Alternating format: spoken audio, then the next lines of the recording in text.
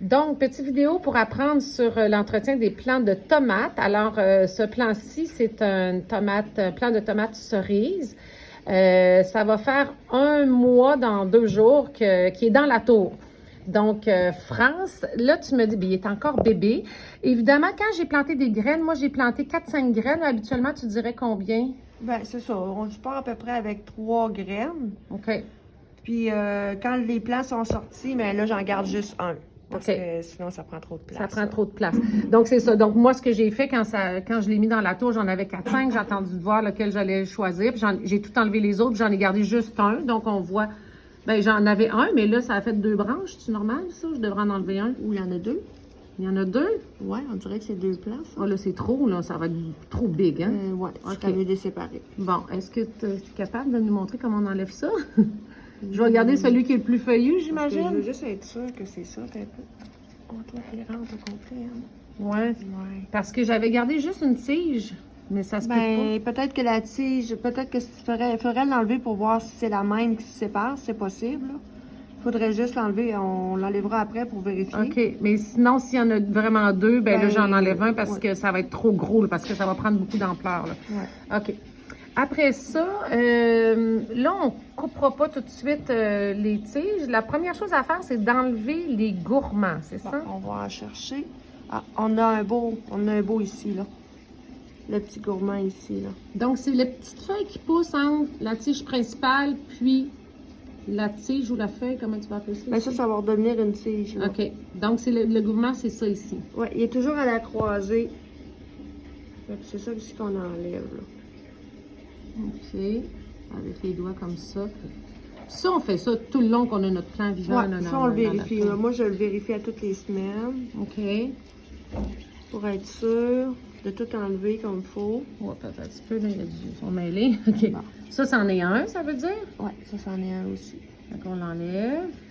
Pourquoi on enlève ça?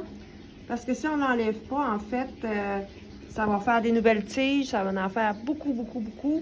Puis ça va aller tirer toute l'énergie de la plante. Puis elle aura plus assez d'énergie pour faire les fleurs puis le fruit. OK. Donc, ça, on en montre un dernier pour bien montrer. Bon, ça, j'enlèverai pas parce que c'est pas encore. Je pense qu'il n'est pas tout à fait dans le coin. Ouais, parce qu'il ne faut pas se mêler que ça, c'est des feuilles et non pas des gourmands. Ah, lui ici, dans le petit coin-là, Ouais. ça, c'en est un. OK. Bon.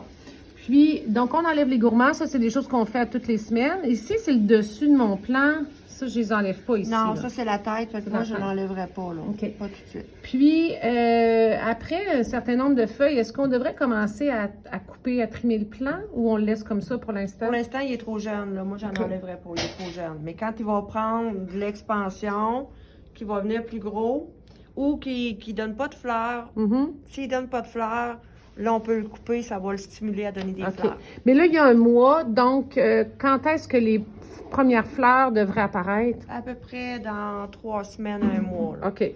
Donc, comment ça va apparaître? C'est que là, les feuilles, ça va continuer à prendre l'expansion. Puis éventuellement, c'est des petites fleurs de quelle couleur qui vont sortir? Habituellement, elles sont jaunes. OK. Ça dépend des variétés. Des fois, il y a d'autres couleurs, mais habituellement, elles sont jaunes. OK. Fait que ça va faire une petite tige. Là, il va y avoir les petites fleurs qui vont sortir. OK. Là, qu'est-ce que j'ai à faire quand je vois ça? Juste mettre un ventilateur ou brasser un petit peu le plant ou passer avec un petit pinceau dans les fleurs quand elles sont ouvertes.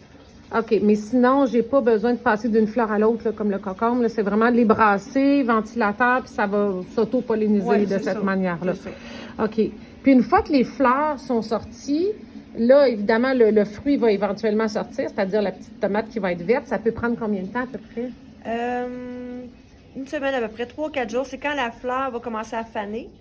Là, la fleur va tomber, puis là, on va voir la petite tomate qui commence à se former. OK. Peut-être à peu près une semaine.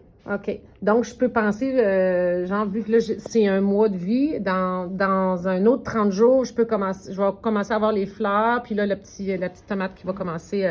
C'est pour ça qu'on dit c'est 60-65 jours pour commencer à avoir le fruit poussé, mais là, elle sera pas rouge tout de suite, là. Non, non, là, elle va être verte, il faut qu'elle mûrisse. Ouais, c'est ça.